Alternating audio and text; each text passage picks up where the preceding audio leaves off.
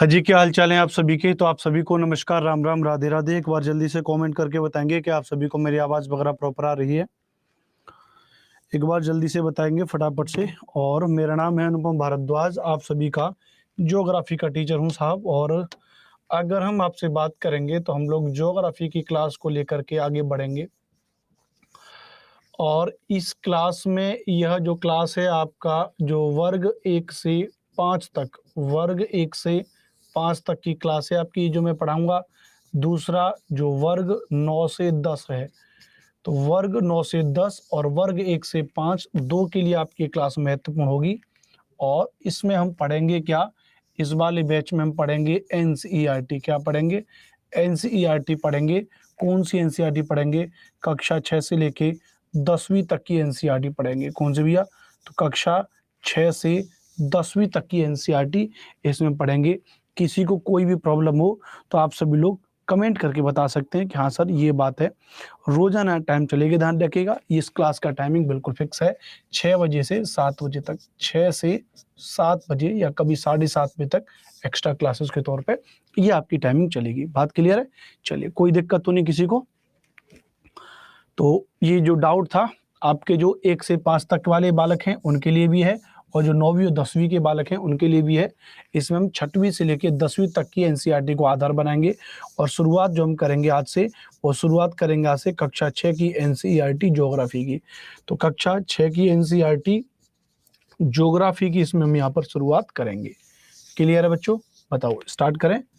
एक बात हम सब कर दो, यस सर लिख दो, तो हम लोग आगे बात करेंगे। सर ये 5 क्लास कैसे, बाकी कहाँ गया रह गया? बाकी क्लास हो नहीं पाई थी, कोई तकनीकी समस्या हुई होगी। हमारी आज से पहली क्लास ही चल रही है, ठीक है? हमारे आज से पहली क्लास चल रही है, ठीक है? कोई दिक्कत नहीं है, वो थोड़ी तकनीकी समस्या होगी, किसी कारणवश तो हो नहीं पाई होगी, ठीक है? चलो,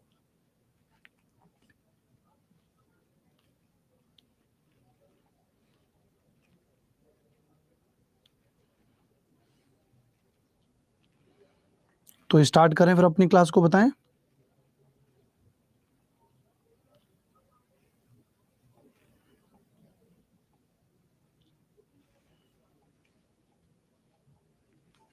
एक बार बता दीजिए। गुड इवनिंग, गुड इवनिंग सभी को। चलिए, तो अब स्टार्ट करेंगे यहाँ से हम कक्षा 6 की एनसीईआरटी को लेकर के। और बिल्कुल डायरेक्ट हमारे साथ में यहाँ पे एनसीईआरटी है। आप जरा थोड़ा ध्यान से देखेंगे, यहाँ पे कक्षा 6 की एनसीईआरटी है, थोड़ा ध्यान से समझना। The earth habitat, the earth our habitat, यानी अगर हम कहेंगे कि पृथ्वी जो हमारा आवास है, क्या भैया? पृथ्वी जो हमारा आवास है, हम उसके बारे में इसमें डिस्कस करेंगे।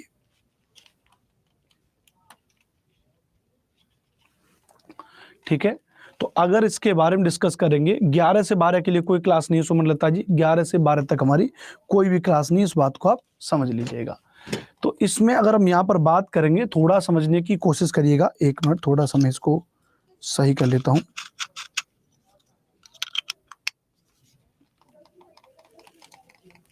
चलिए, काम नहीं कर रहा है, कोई बात नहीं। तो ध्यान से समझना, हम लोग डिस्कस कर रहे हैं पृथ्वी हमारा आवास, कक्षा 6 के लिए भूगोल की पाठ्यपुस्तक, ठीक है? तो इसको अगर हम बात करेंगे तो सबसे पहले अपने समझ में बैठा लीजिए कि आपकी जो कक्षा 6 की एनसीईआरटी है उसमें आपके में ये 6 चैप्टर हैं। कितने? 8 चैप्टर हैं। कुल कितने चैप्टर हैं आपके? 8 चैप्टर हैं। किसमें? कक्षा 6 की एनसीईआरटी में। तो कक्षा 6 की एनसीईआरटी में अगर हम बात करेंगे तो कक्षा 6 की एनसीईआरटी में आपके कितने चैप्टर हैं? 8 चैप्टर हैं। ये 8 चैप्टर आपको यहाँ पर पढ़ने हैं, ठीक है भैया? चलिए, क्लियर है? इस बात को यहाँ पर बात करेंगे, ठीक है? तो अगर हम बात करेंगे सौर मंडल में पृथ्वी, पहला चैप्टर क्या है? तो पहला चैप्टर है इसमें सौर मंडल में पृथ्वी, इसमें पहला चैप्टर है, इस बात को ध्यान रखिएगा, ठीक है? तो पहला चैप्टर है सौरमंडल में पृथ्वी। दूसरा चैप्टर है ग्लोब में अक्षांश एवं देशांतर। तीसरा चैप्टर है पृथ्वी की गतियां। चौथा चैप्टर है मानचित्र। पांचवा चैप्टर है पृथ्वी के प्रमुख परिमंडल। छठवां चैप्टर है पृथ्वी के प्रमुख स्थल रूप। सातवां चैप्टर है हमारा देश भारत। आठवां चैप्टर है भारत की जलवायु, वनस्पति तथा वन्य प्राणी। तो हम इसमें पहले और सेशन को स्टार्ट करेंगे, सौर मंडल में पृथ्वी वाले चैप्टर को स्टार्ट करेंगे। पहला चैप्टर है सौर मंडल में पृथ्वी। अब सौर मंडल में पृथ्वी पहला चैप्टर है, तो जाहिर सी बात है हमें इसके बारे में, सौर मंडल के बारे में पढ़ेंगे, सारी चीजों के बारे में पढ़ेंगे। एनसीईआरटी कहती है कि सूर्यास्त के बाद आकाश को देखना कितना अच्छा लगता है। आसमान में पहले एक या दो चमकते हुए बिंदु दिखते हैं, लेकिन बाद में इनकी संख्या बढ़ती जाती है। आप उनकी गणना नहीं कर सकते हैं। संपूर्ण आकाश छोटी छोटी चमकदार वस्तुओं से भर जाता है। छोटी छोटी चमकदार वस्तुओं से पूरा आकाश जो है भर जाता है, ध्यान रखिएगा। और उनकी गणना आप लोग जो है नहीं कर सकते। सोनम कुमारी कह रही 11-12 वाला कौन पढ़ाएगा, प्लीज बताइए। 11-12 वाला बैच हमने नहीं बनाया, उस बैच को हमने बंद कर दिया। जो ज्योग्राफी का 11th और 12th के लिए बैच था वो हमने बंद कर दिया, उसको लेके आप और नहीं होगा, वो बैच नहीं चलेगा, ठीक है। चलिए, दूसरी बात ध्यान रखिएगा, जिनमें से कुछ चमकीले होते हैं एवं कुछ धुंधले होते हैं। ऐसा प्रतीत होता है मानो आकाश में ही हीरे जड़े हों। इनमें से कुछ टिमटिमाते प्रतीत होते हैं, लेकिन अगर आप उनको ध्यान से देखोगे तो आप पाएंगे कि इनमें से कुछ ही टिमटिमाते हैं, अन्य से अलग हैं। ये बिना किसी टिमटिमाट के चंद्रमा के समान चमकते हैं। यानी जो आसमान में, ध्यान रखिएगा, अगर हम बात करेंगे आसमान में, अगर हम बात करेंगे तो आसमान में, याद रख लीजिएगा, ये आपका आसमान है। इस आसमान में ये तारे चमकते रहते हैं, तारे टिमटिमाते रहते हैं, तारे टिमटिमाते रहते हैं। तारे क्या रहते हैं भैया, तारे टिमटिमाते रहते हैं। क्या रहते हैं भैया, तारे। तो तारे जो है ध्यान रखिएगा वो टिमटिमाते रहते हैं। अब ये तारे टिमटिमाते रहते हैं, तो इससे एक प्रश्न बन सकता है, क्या इनकी संख्या को काउंट किया जा सकता है? तो नहीं, इनकी संख्या कैसी है, असंख्य है। आप इनको काउंट नहीं कर सकते, आप इनको काउंट नहीं कर सकते, ध्यान रखिएगा। क्या सभी तारे टिमटिमाते हैं? तो यहाँ लिख सकते हैं कि कुछ तारे टिमटिमाते हैं, कुछ तारे टिमटिमाते हैं, जबकि कुछ लगातार चमकते हैं, कुछ लगातार चंद्रमा की तरह चमकते रहते हैं। बात क्लियर है। आसमान में जितने भी तारे हैं, क्या उनको गिन सकते हैं? नहीं, वे असंख्य, उनको गिना नहीं जा सकता। बात क्लियर है। चलिए, मैं आप सभी को बता दे रहा हूँ कि ये जो मेरी क्लास है रोजाना चलेगी, मंडे टू सैटरडे 6 से 4 बजे तक। यह आपकी वर्ग 1 से 5 तक के बालकों के लिए है, और ये आपकी वर्ग 9 से 10वीं तक के बालकों के लिए है। 1 से 5, 9वीं से 10वीं, और इसमें हमारा आधार होगा 6वीं से 10वीं तक की एनसीईआरटी और एससीईआरटी का पूरा कंटेंट, एनसीईआरटी और एससीईआरटी, ठीक है। तो आप लोग भी इस क्लास को रोजाना यहाँ पर देखेंगे, ठीक है भैया। चलिए आगे बात करेंगे, कोई दिक्कत नहीं, ठीक है। स्टार्ट करेंगे। नहीं, ये बैच पीजीटी के लिए नहीं है सोनम कुमारी, ये बैच टीजीटी के लिए। आप ध्यान से देखेंगे तो पीजीटी वाला बैच हमने हटा दिया है। इन चमकीली वस्तुओं के साथ आप लगभग प्रतिदिन चंद्रमा को भी देखते हैं। यह अलग अलग समय पर अलग अलग आकार तथा अलग अलग परिस्थितियों में दिखाई पड़ता है। आप पूर्ण चंद्र को लगभग 1 महीने में एक बार देख सकते हैं। तो पूर्ण चंद्र को आप कितनी बार देखेंगे? पूर्ण चंद्र को लगभग 1 महीने में एक बार, जब आपको पूरा चंद्रमा ऐसे करके दिखाई देगा। फिर इसकी दशाएं बदलती रहती हैं। यहाँ पर आप इस पीपीटी से देखते रहते हैं, धीरे धीरे धीरे ऐसे होता है, फिर उधर से होगा, है ना। तो आप देखेंगे इस तरीके से, ठीक है भैया। चलिए, यह पूर्ण चंद्रमा वाली रात या पूर्णिमा होती है। तो चंद्रमा पूरा कब दिखाई देता है? पूर्णिमा वाली रात को ये पूरा दिखाई देगा। जैसे भी आप देखेंगे, देखिए अब ये पूरा दिखाई देता है, तो ये पूर्णिमा वाली रात को ये पूरा दिखाई दे रहा है। 15 दिन बाद आप इसे नहीं देख सकते। यह नए चंद्रमा की रात्रि या अमावस्या होती है। ऐसी रात में अगर आसमान साफ है तो आप आसमान का अवलोकन अच्छी तरह से कर सकते हैं। तो 15 दिन के बाद अमावस्या, फिर पूर्ण चंद्रमा के दिन पूर्णिमासी होती है। इस बात को ध्यान रखिएगा, 1 महीने में एक बार पूर्णिमा हो जाएगी, ठीक है। चलिए, क्लियर यहां तक ये बात। दूसरा, क्या आपको इस बात पर आश्चर्य नहीं होता कि हम दिन के समय चंद्रमा एवं इन सभी छोटी चमकीली वस्तुओं को क्यों नहीं देख पाते? बिल्कुल आश्चर्य होता है कि भाई दिन में हमें ये क्यों नहीं दिखाई देती, जबकि ये तो हमें रात में दिखाई देती हैं, है ना। हमें ये नाइट में दिखाई देती हैं, हमें ये डे में क्यों दिखाई नहीं देती हैं? तो उसकी वजह क्या है? उसकी वजह सनलाइट। क्या है उसकी जगह भैया? उसकी वजह भैया सनलाइट उसकी वजह है, जिसको हम कहते हैं सूर्य का प्रकाश कहते हैं। क्या कहते हैं? सूर्य का प्रकाश कहते हैं, सनलाइट कहते हैं। जो लोग इंग्लिश मीडियम वाले बच्चे हैं जो कह रहे हैं कि इंग्लिश मीडियम की प्रॉब्लम है, तो देखिए, क्योंकि इंग्लिश मीडियम वालों, मैं पढ़ा क्या रहा हूँ? एनसीईआरटी। तो एनसीईआरटी तो आपको पता है, एनसीईआरटी चाहे हिंदी में ले लो, एनसीईआरटी चाहे इंग्लिश में ले लो, दोनों कैसी हैं? बराबर हैं। हिंदी और इंग्लिश में दोनों समान है, ध्यान रखिएगा। और जब हिंदी में दोनों समान है, ध्यान रखिएगा, तो ये आपके लिए महत्वपूर्ण है। आप इंग्लिश में भी इसको क्या कर सकते हो भैया? खरीद सकते हो। इंग्लिश में भी क्या कर सकते हो भैया? इसको आप खरीद सकते हो, ठीक है। क्लियर यहाँ पर? कोई दिक्कत तो नहीं, बताओ, कोई दिक्कत तो नहीं आपको यहाँ पर? चलिए ठीक है, क्लियर है यहाँ पर ये बात? आगे बात करेंगे। ऐसा इसलिए क्योंकि सूर्य के अत्यधिक तेज प्रकाश के कारण रात के समय चमकने वाली वस्तुओं को हम दिन में नहीं देख पाते हैं। सूर्य, चंद्रमा तथा वे वस्तुएं जो रात के समय आसमान में चमकती हैं खगोलीय पिंड कहलाती हैं। क्या कहलाती हैं भैया? खगोलीय पिंड कहलाती है, ध्यान रखिएगा। ऐसा इसलिए क्योंकि सूर्य के अत्यधिक तेज प्रकाश के कारण रात के समय चमकने वाली वस्तुओं को हम दिन में नहीं देख पाते।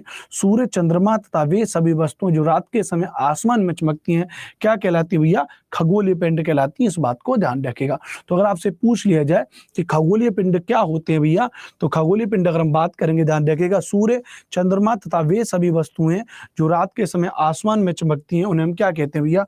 उन्हें हम खगोलीय पिंड कहते हैं। क्या कहते हैं भैया? खगोलीय पिंड कहते हैं। इस बात को ध्यान रखिएगा, ठीक है भैया।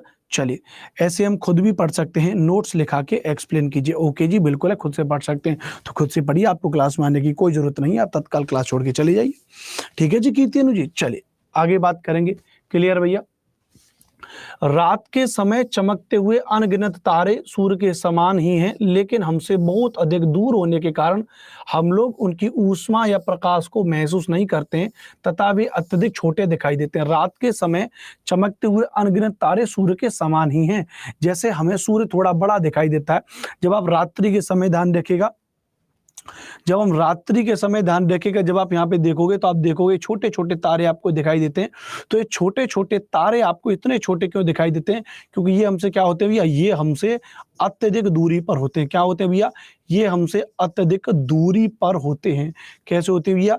ये हमसे अत्यधिक दूरी पर होते हैं, इसीलिए हमको बहुत ज्यादा छोटे दिखाई देते हैं। बात क्लियर है? इस बात को ध्यान रखिएगा, इस बात को ध्यान रखिएगा। बात क्लियर है? चलो बहुत बढ़िया, बहुत बढ़िया, शानदार, जबरदस्त, जिंदाबाद। और किस किस को प्रॉब्लम है मैं एक बार देखते रह रहा हूं, मैं एक बार देख ले रहा हूं। ये ऐसे होगी पढ़ाई। ओके, जिनकी कोई भी दिक्कत है मैं सबको हटाता जा रहा हूं।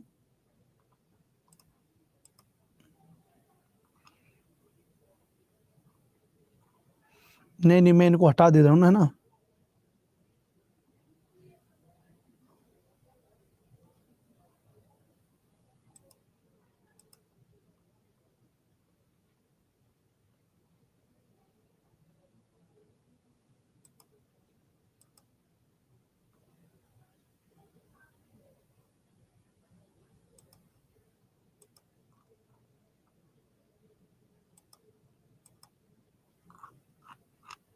चलिए क्लियर भैया, इस बात को याद रख लीजिएगा। तो अगर हम बात करेंगे यहाँ पे, तो रात के समय चमकते हुए अनगिनत तारे सूर्य के समान दिखाई देते हैं। हमें वो हैं तो सूर्य के बराबर ही, लेकिन फिर सर इतने छोटे क्यों दिखाई देते हैं? क्योंकि वो हमसे अत्यधिक दूरी पर होते हैं। आपने अवश्य ध्यान दिया होगा कि कुछ दूरी से देखने पर सभी वस्तुएं छोटी दिखाई पड़ती हैं। आपने अक्सर के देखा होगा, जब आप देखेंगे दूरी से, अगर आप देखोगे तो चीजें छोटी छोटी दिखाई देती हैं। जैसे हमारे गाँव में अक्सर करके आपने देखा होगा, एक पानी की टंकी होती है, ऐसे ऐसे पिलर लगे होते हैं, ऐसे एक पानी की टंकी बनी होती है ऐसे करके, एक बड़ी सी, जिसमें पानी भरा होता है, ऐसे सीढ़ियां होती हैं। और अक्सर करके हम उस पानी की टंकी के ऊपर वाले हिस्से पे चढ़ जाते हैं। जब हम वहां से देखते थे, अपने नीचे घरों को देखते थे बचपन में, जब हम छोटे थे, तो घर हमको बहुत ज्यादा छोटे छोटे दिखाई देते। या जब आप 4-5 मंजिला ऊपर घर में पहुंच जाओगे, बिल्डिंग पर पहुंच जाओगे, तो आप देखोगे कि आपको नीचे से जो है और बहुत सारी छोटी छोटी चीजें दिखाई देती हैं। तो ये ऐसा दिखाई दे रहा है, यहाँ पर ऐसा बता रहा है कि अवश्य आपने देखा, ध्यान दिया होगा कि कुछ दूरी से देखने पर वस्तु हमें कैसी दिखाई देती हैं? छोटी दिखाई देती हैं। अत्यधिक ऊंचाई पर उड़ रहा हवाई जहाज कितना छोटा दिखाई देता है। आपने अपने दैनिक जीवन में हवाई जहाज को जरूर देखा होगा। तो हवाई जहाज क्या होता है? बहुत छोटा दिखाई देता है। इस बात को आपने यहाँ पर देखा होगा। बोलो क्लियर है भैया? समझ में आ रहा है कि नहीं आ रहा है? बताओ क्लियर है यहाँ तक? ठीक है भैया, क्लियर है? एक बार यहाँ पर बताएंगे, ये सभी लोग क्लियर है? ठीक है बच्चों। चलिए, जिन लोगों को दिक्कत है ना, वो केवल बकैती करने के लिए इस क्लास में आते हैं, है ना। प्रिया कुमारी करी सर अच्छा पढ़ा रहे हैं, है ना। और जो लोग फालतू में यहाँ कमेंट करते हैं, वो केवल बकैती करने के लिए आ रहे हैं, उन्हें पता ही नहीं एक्चुअली में। अरे मूर्खो, ये कक्षा 6 की एनसीईआरटी है। मूर्खो, जिनसे आप पढ़ रहे हो ना, वो आपको बेवकूफ बना रहे हैं। हम आपको कक्षा 6 की पूरी एनसीईआरटी टाइप करवा दिए हूँ आपके लिए। कक्षा 6 की जो खास खास चीजें वो मैंने यहाँ पे टाइप करवाई हैं, उनसे संबंधित इमेज लगवाई हैं।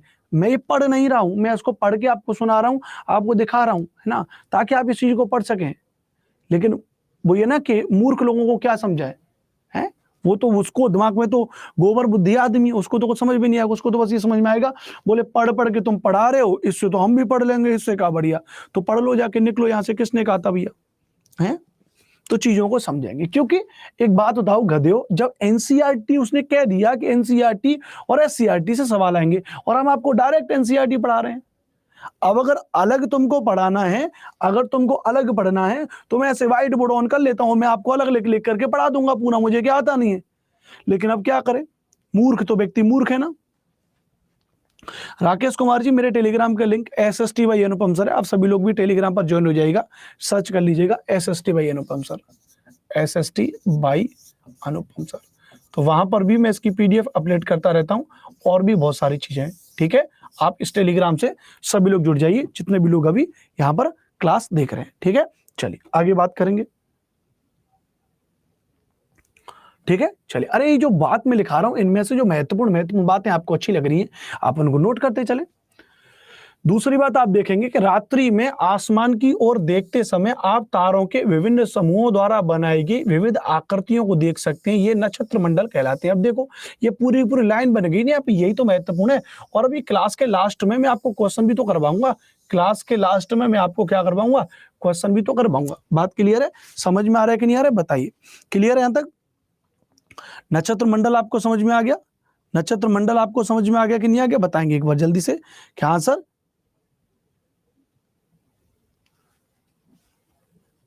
ठीक है, समझ में आ गया कि नहीं आ गया? चलो बहुत बढ़िया, बहुत बढ़िया, बहुत शानदार, बहुत लाजवाब। चलिए, और जो आप लोग एक जो इश्यू बना रहे हैं, एक तो इश्यू बना रहे हैं आप इसका MCERT का इश्यू बना रहे हैं, एक आप दूसरा जो लोग सोल्व कर रहे हैं SCERT। देखिए कुछ खास अंतर नहीं है दोनों में, कुछ भी अंतर नहीं है, छोटे छोटे एक आध लाइन का अंतर है, और मैंने दोनों को पढ़ लिया है, तो मैं दोनों का मिला जुला रूप ही आपको करा रहा हूं, आप टेंशन मत लीजिएगा। तो क्लियर है? तो अब आपसे पूछा जाए कि नक्षत्र मंडल क्या होता है, तो तारों के विभिन्न समूहों के द्वारा बनाई गई आकृतियां नक्षत्र मंडल कहलाती हैं। क्या कहलाती हैं? नक्षत्र मंडल कहलाती हैं।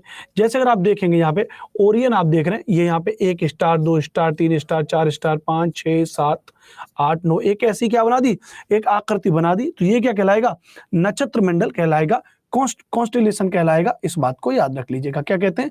नक्षत्र मंडल को हम क्या कहते हैं भैया? कॉन्स्टेलेशन कहते हैं, इस बात को ध्यान रखिएगा।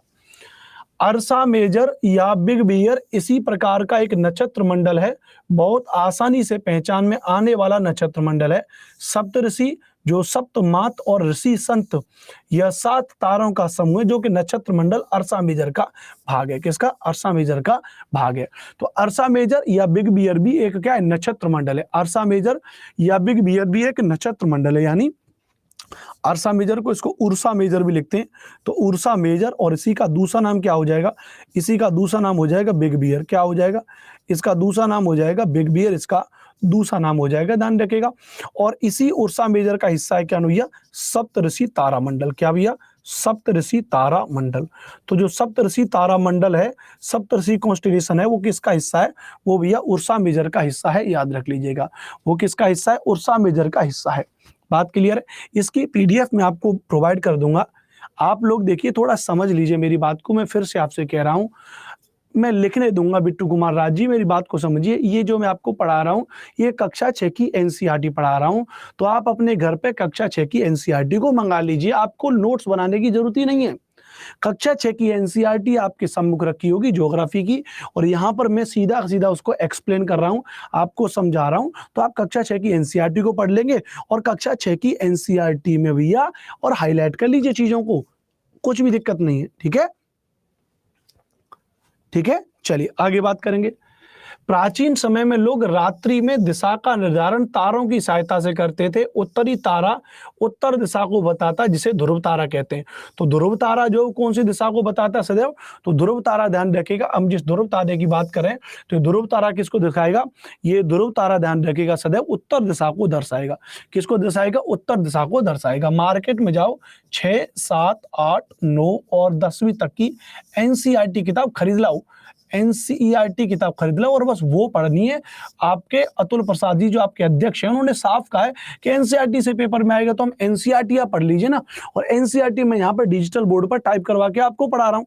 आप अपने पास भी एनसीईआरटी की किताब रख लीजिए अपनी टेबल पर, जो हिंदी वाले हिंदी में रख लें, इंग्लिश वाले इंग्लिश में रख लें, ठीक है, दिक्कत नहीं होगी।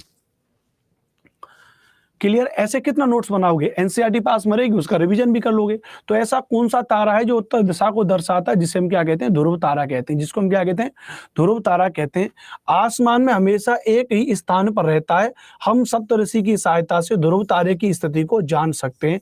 आप देखेंगे कि यदि सप्तऋषि मंडल के संकेतक तारों को आपस में मिलाते हुए काल्पनिक रेखा खींची जाए, उसे आगे की ओर बढ़ाया जाए तो ध्रुव तारे की ओर इंगित करते हैं। कौन भैया? सप्तऋषि तारे की जो है, जो हमारे सप्तऋषि तारे, ध्यान रखिएगा, ये हमारे जो सप्तऋषि तारे, अगर ऐसे करके रेखा खींच दी जाए तो वो किसकी तरफ संकेत करते हैं भैया? तो वे ध्रुव तारे की ओर संकेत करते हैं। इस बात को ध्यान रखिएगा। बात क्लियर है? चलिए, क्लियर है, समझ में आ रहा है कि नहीं आ रहा है? यहाँ पर याद रख लीजिएगा। तो प्राचीन समय में लोग रात्रि में दिशा का निर्धारण किसके द्वारा करते थे? तो तारों के द्वारा करते थे। याद रख लीजिएगा, किसके द्वारा करते थे? तारों के द्वारा करते थे। जो उत्तर दिशा को दर्शा रहा है उसको हम क्या कहते हैं भैया?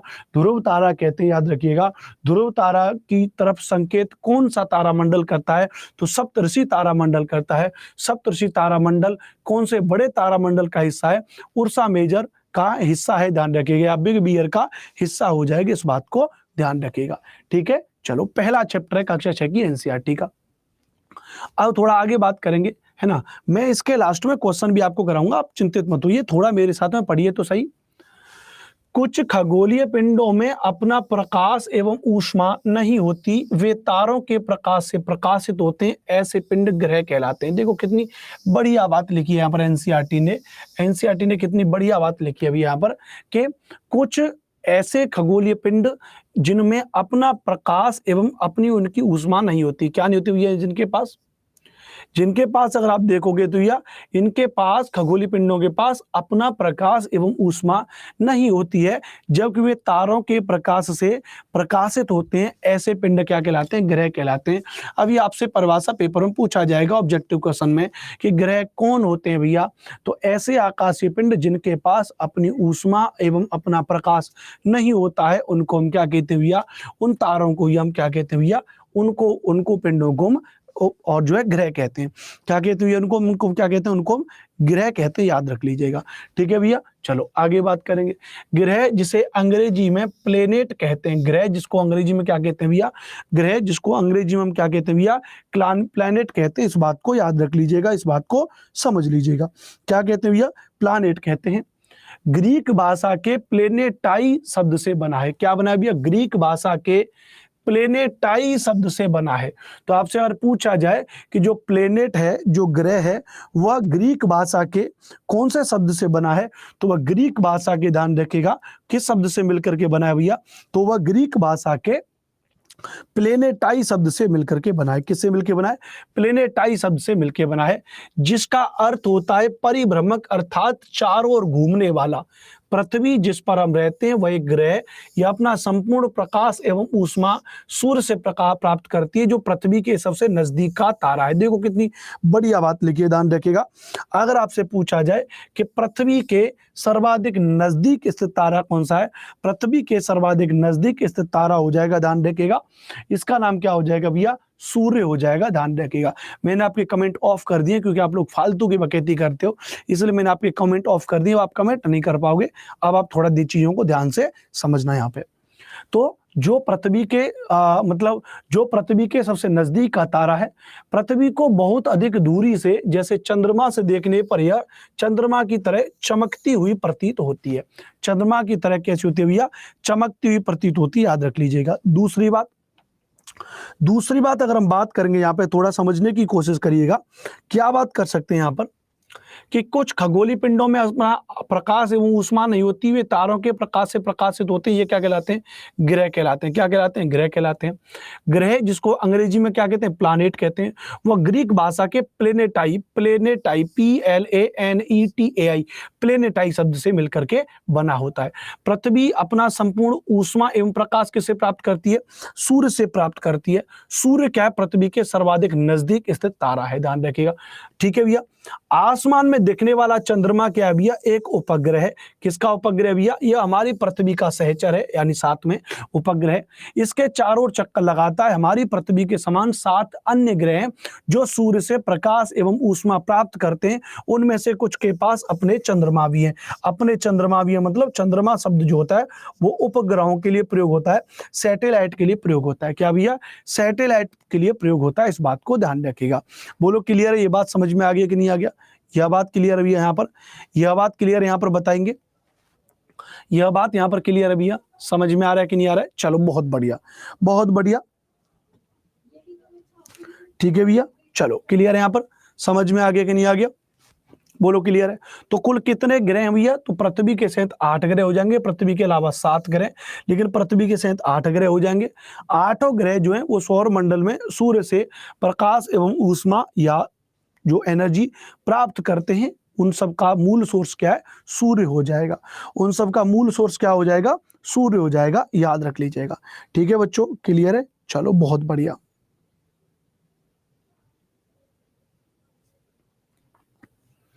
बहुत बढ़िया, बहुत ही शानदार, जबरदस्त, जिंदाबाद।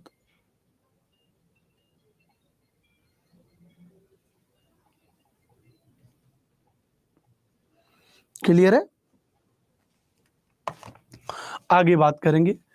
आगे यहाँ पर क्या कह रहा है, ध्यान रखिएगा। ये सारे प्रश्न पूछे जाएंगे। जैसे आप यहाँ पे देखेंगे तो आप यहाँ पर पहले तो आप इसको देख लीजिए। यह यहाँ पर आपके पास देख रहे हैं आप, यहाँ पर ये क्या सन है। सन के चारों तरफ आप देखेंगे तो बुध है, मरकरी यहाँ पे 58 डेज है ना। ये 58 डेज नहीं होना चाहिए। अच्छा, उसके घूर्णन का समय ना अपने अक्ष पे। बुध के बाद आप देखेंगे यहाँ पे, बुध के बाद अगर आप यहाँ पे देखेंगे तो मार्स हो जाएगा, पृथ्वी हो जाएगा 150, शुक्र हो जाएगा 108 है ना। ये हो जाएंगे 4। फिर इसके बीच में यहाँ पर आप देख रहे हैं ये क्षुद्र ग्रह की पट्टी है। अंग्रेजी में इसको बोलते हैं एस्टेरॉइड्स। क्या बोलते हैं भैया? एस्टेरॉइड्स बोलते हैं, ध्यान रखिएगा। उसके बाद अगर हम बात करेंगे यहाँ पे, उसके बाद आगे चलेंगे तो जुपिटर हो जाएगा, बृहस्पति हो जाएगा। उसके बाद आएंगे शनि हो जाएगा, सैटर्न हो जाएगा। उसके बाद अगर बात करेंगे यूरेनस हो जाएगा, ध्यान रखिएगा। उसके बाद अगर आगे चलेंगे तो नेपच्यून हो जाएगा। क्या हो जाएगा? नेपच्यून हो जाएगा। इस बात को ध्यान रखिएगा, इस बात को यहाँ पर समझने की कोशिश कर लीजिएगा। बोलो क्लियर है भैया? समझ में आ गया कि नहीं आ गया यहाँ पे?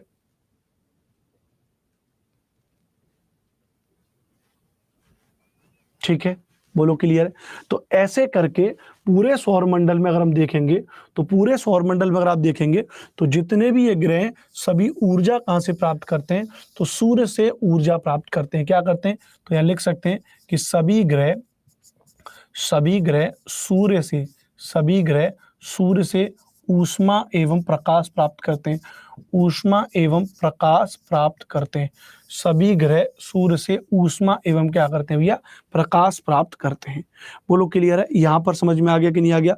चलिए आगे बात करेंगे। ठीक है, ओके, नेक्स्ट पॉइंट। एक एक करके चीजों को डिस्कस करेंगे। अब जैसे हम सौर मंडल के बारे में डिस्कस करेंगे। सौर मंडल के बारे में अगर आप डिस्कस करें, ध्यान रखिएगा, सौर मंडल यानी इसको इंग्लिश में क्या कहते हैं? इसको इंग्लिश में सोलर सिस्टम कहते हैं, याद रख लीजिएगा। कह रहा है सोलर सिस्टम या सौर मंडल कह रहा है सूर्य, 8 ग्रह, उपग्रह तथा कुछ अन्य खगोलीय पिंड जैसे क्षुद्र ग्रह एवं उल्का पिंड मिलकर सौर मंडल का निर्माण करते हैं। उसे हम सौर परिवार का नाम देते हैं, जिसका मुखिया क्या है? सूर्य है। तो सौर मंडल का मुखिया कौन होता है? ध्यान रखिएगा। तो सौर मंडल का सन सौर परिवार का मुखिया होता है। जी हाँ, बिल्कुल। तो सूर्य क्या होता है? पूरे सौर मंडल का मुखिया होता है। इस बात को ध्यान रखिएगा। यहाँ पर देख सकते हैं प्लूटो को भी दिखाया गया, यूरेनस को दिखाया गया, नेपच्यून को दिखाया गया, सैटर्न, जुपिटर, मार्स, अर्थ, मून, वीनस, मरकरी और ये सन, ऐसे दिखाया गया है। इन सब का मुखिया कौन है? सन। क्योंकि इस पूरे के पूरे सौर मंडल को जितनी भी ऊष्मा एवं जितनी भी प्रकाश की जरूरत पड़ती है, जितनी भी ऊष्मा एवं जितने भी प्रकाश की जरूरत पड़ती है, वो सब कुछ कहाँ से प्राप्त होता है? वो सब कुछ इसी से प्राप्त होता है, याद रख लीजिएगा। कुछ रोचक तथ्य की बात करेंगे कि बृहस्पति, शनि तथा यूरेनस के चारों ओर छल्ले हैं। ये छल्ले विभिन्न पदार्थों के असंख्य छोटे पिंडों से बनी पट्टियां हैं। पृथ्वी से इन छल्लों को शक्तिशाली दूरबीन की सहायता से देखा जा सकता है। पृथ्वी से इन छल्लों को शक्तिशाली दूरबीन के द्वारा देखा जा सकता है। छल्ले का मतलब जैसे सैटर्न है, ये सन, ये जहां मैं राउंड कर रहा हूं, अगर आप इसको ध्यान से देखेंगे तो उसके चारों ओर एक सर्कल आपको दिखाई दे रहा होगा। ये सर्कल बना कैसे, तो कौन कौन से, पहले तो ये याद रख लो कौन कौन से वो ग्रह हैं जिनके चारों तरफ कुछ छल्ले हैं। तो इसमें एक तो बृहस्पति है, एक शनि है और एक यूरेनस है। यानी क्या हो जाए, यूरेनस अरुण हो जाएगा। क्या हो जाए, यूरेनस को क्या बोलते हैं हिंदी में, अरुण बोलेंगे, ध्यान रखिएगा। तो बृहस्पति, शनि तथा अरुण के चारों ओर छल्ले हैं। ये छल्ले विभिन्न पदार्थों के असंख्य छोटे छोटे पिंडों से बने। छोटे छोटे जो धातु मतलब धूल मिट्टी के जो कण हैं वो ऐसे पिंड बन गए और ऐसे असंख्य पिंड हैं जो उसके चारों ओर घूम रहे हैं, लगातार तेज रफ्तार से घूम रहे हैं। तो वो हमको एक सर्कल के रूप में दिखाई देते हैं। कैसे सर्कल के रूप में दिखाई देते हैं, पृथ्वी से इन छल्लों को शक्तिशाली दूरबीन की सहायता से देखा जा सकता है। बताओ क्लियर है, सबकी समझ में आ रहा है?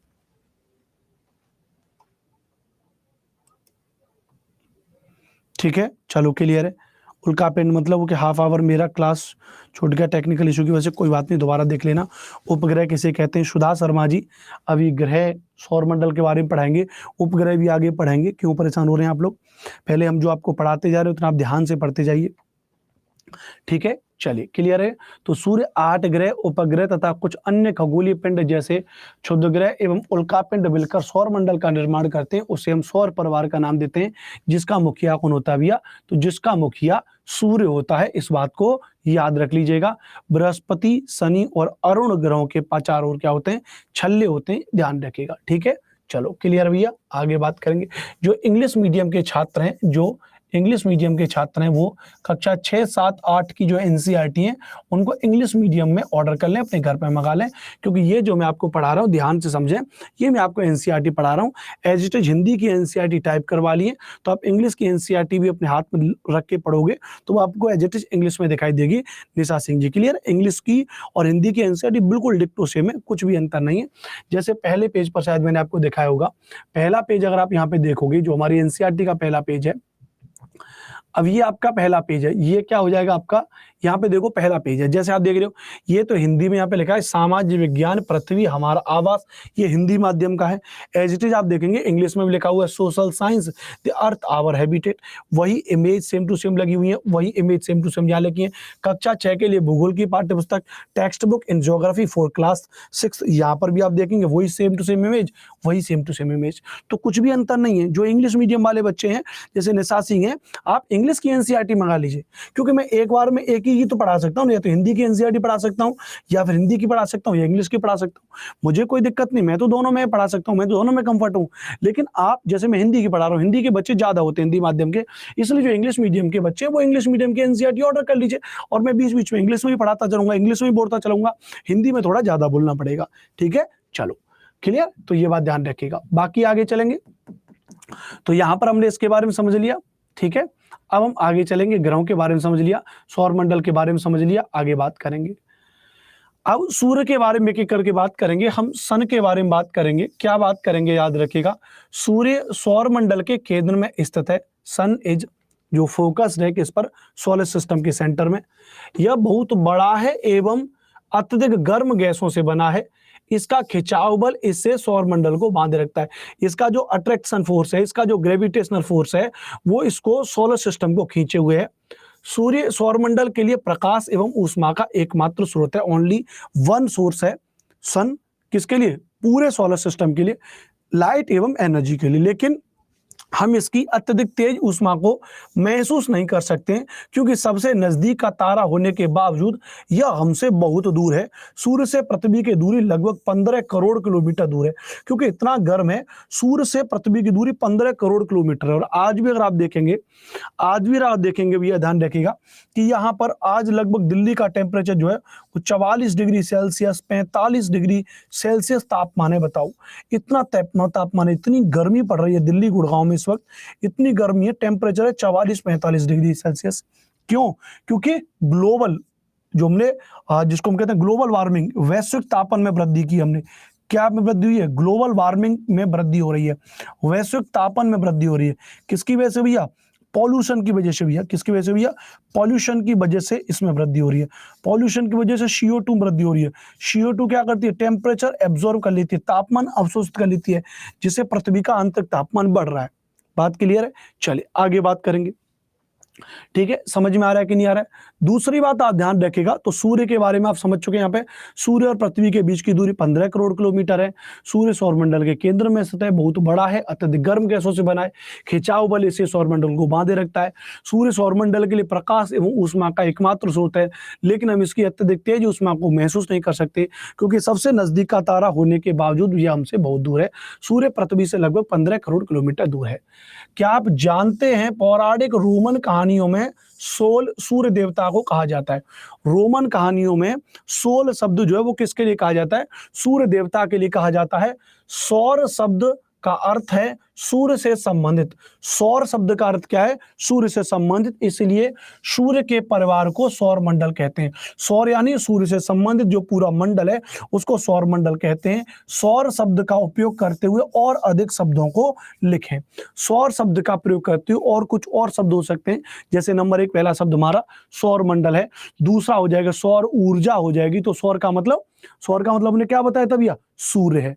तो सौर शब्द का अर्थ सूर्य से संबंधित है, तो सौर ऊर्जा का मतलब सूर्य से संबंधित जो ऊर्जा है, तो सौर ऊर्जा हो जाएगी, सौर मंडल हो जाएगा ना, और भी चीजें हो जाएंगी।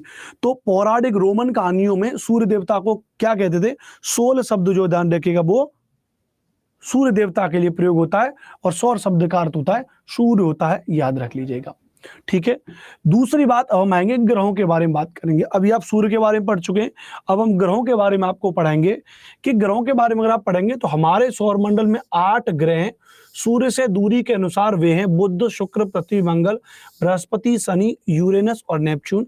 यूरेनस को आप जानते हैं, इसको अरुण कहते हैं, इसको अरुण कहते हैं, और नेपच्यून को क्या कहते हैं? इसको वरुण कहते हैं। ये सूर्य से दूरी के आधार पर महत्वपूर्ण बात है, सूर्य से दूरी के अनुसार याद रख लीजिएगा। सूर्य से उनकी दूरी के अनुसार अंग्रेजी में ग्रहों के नाम याद करने का आसान तरीका, my very efficient mother just शब्द अस नट्स। ये वैसे एक एनसीईआरटी में एक ट्रिक दे रखी है, लेकिन ट्रिक से चीजों को याद करना कोई मतलब नहीं होती है, ध्यान रखिएगा। ट्रिक्स में कभी प्रीफर नहीं करता हूं, हर चीज की आप ट्रिक्स याद करोगे तो दिक्कत हो जाएगी। सीधा याद कर लो, सूर्य से दूरी के आधार पर सभी ग्रह जो हैं वो हो जाएंगे भी हमारे बुध, शुक्र, पृथ्वी, मंगल, बुध, शुक्र, पृथ्वी, मंगल, बृहस्पति, शनि, अरुण और वरुण।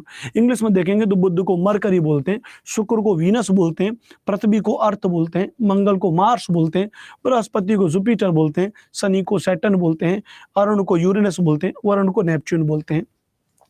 क्या आप जानते हैं रात में आसमान को देख करके मनुष्य हमेशा से मोहित हुआ है? खगोलीय पिंडों एवं उनकी गति के संबंध में अध्ययन करने वालों को खगोल शास्त्री कहते हैं, एस्ट्रोलॉजर कहते हैं इंग्लिश में। तो एस्ट्रोलॉजर कौन होते हैं? तो एस्ट्रोलॉजर वे होते हैं जो स्टडी करते हैं किसका? जो तत्व होते हैं, जो खगोलीय पिंड होते हैं, ध्यान रखिएगा उनका। आर्यभट्ट प्राचीन भारत के प्रसिद्ध खगोल शास्त्री थे। आर्यभट्ट ये बहुत ज्यादा प्रसिद्ध खगोल शास्त्री थे, ध्यान रखिएगा। इनके बारे में याद रख लीजिएगा, इनको ज्योतिषी भी थे, ध्यान रखिएगा। आर्यभट्ट ज्योतिषी भी थे, खगोल शास्त्री भी थे, एक प्रसिद्ध गणितज्ञ भी थे। कौन थे भैया? एक प्रसिद्ध गणितज्ञ भी थे। आर्यभट्ट की एक पुस्तक भी है, ध्यान रखिएगा, जिसका नाम है आर्यभट्टियम। आर्यभट्टियम, क्या नाम है भैया? आर्यभट्टियम एक प्रसिद्ध पुस्तक भी है, किसकी? आर्यभट्ट की। उन्होंने कहा था कि सभी ग्रह तथा चंद्रमा परावर्तित सूर्य प्रकाश के कारण चमकते हैं। सूर्य के प्रकाश का जो परावर्तन होता है उसके कारण चमकते हैं। आज विश्व के सभी भागों में खगोलविद ब्रह्मांड के रहस्यों को खोजने में लगे हुए हैं। सभी के सभी लोग जो है, ध्यान रखिएगा, ब्रह्मांड के रहस्यों को खोज रहे हैं। बात क्लियर है? इस बात को ध्यान रखिएगा। ठीक है, क्लियर? बताओ यहां तक ये बात समझ में आ गई भैया? तो हम यहाँ पे ग्रहों के बारे में पढ़ रहे हैं। किसके बारे में पढ़ रहे हैं? ग्रहों के बारे में। सौरमंडल के सभी 8 ग्रह एक निश्चित पथ पर सूर्य का चक्कर लगाते हैं। ये रास्ते दीर्घ वृत्ताकार में फैले हुए हैं, लॉन्ग इलेप्टिकल वेज इंग्लिश में बोलेंगे में फैले हुए हैं। ये कक्षा कहलाती है, इंग्लिश में बोलेंगे ऑर्बिट कहलाते हैं। क्या कहलाती है? ऑर्बिट कहलाती है, जिसमें भी एक फैले हुए हैं। बुध सूर्य के सबसे नजदीक है, ध्यान रखेगा। मरकरी नियरेस्ट प्लैनेट है सन के। अपनी कक्षा में, अपने ऑर्बिट में सूर्य के चारों ओर एक चक्कर लगाने में केवल इसको 88 दिन लगते हैं। तो मरकरी 88 डेज में एक बार सूर्य का चक्कर लगा लेता है। शुक्र को पृथ्वी का जुड़वा ग्रह माना जाता है। Venus is also known as sister planet या twins planet of the earth, क्योंकि इसका आकार एवं आकृति लगभग पृथ्वी के ही समान है। लगभग कैसे हो जाएगी? पृथ्वी के ही समान हो जाएगी। इस बात को ध्यान रखिएगा, इस बात को समझ लीजिएगा। तो अगर आप यहाँ पे देख रहे हैं, ये सन को देख रहे हैं, इसके चारों ओर ये बहुत सारे ऐसे करके लॉन्ग इलिप्टिकल वेज, ये जो वेज बने हुए इन्हीं को हम क्या कहते हैं, इन्हीं को हम कहते हैं दीर्घ वृत्ताकार पथ। क्या कहते हैं इनको? इनको दीर्घ वृत्ताकार पथ कहते हैं। क्या कहते हैं इनको? इनको दीर्घ वृत्ताकार पथ कहते हैं, याद रख लीजिएगा। क्या कहते हैं इनको? इनको दीर्घ वृत्ताकार पथ कहते हैं, और ये ऐसे इस पर घूमते रहते हैं। ठीक है, ठीक है भैया, क्लियर है? चलिए, मरकरी का कोई उपग्रह नहीं, मरकरी का कोई भी उपग्रह नहीं है, समझ लो इसको, नोट कर लो एक बार फटाफट से, फिर हम आगे बात करेंगे, फिर हम इसको आगे बात करेंगे, फटाफट से नोट कर लो।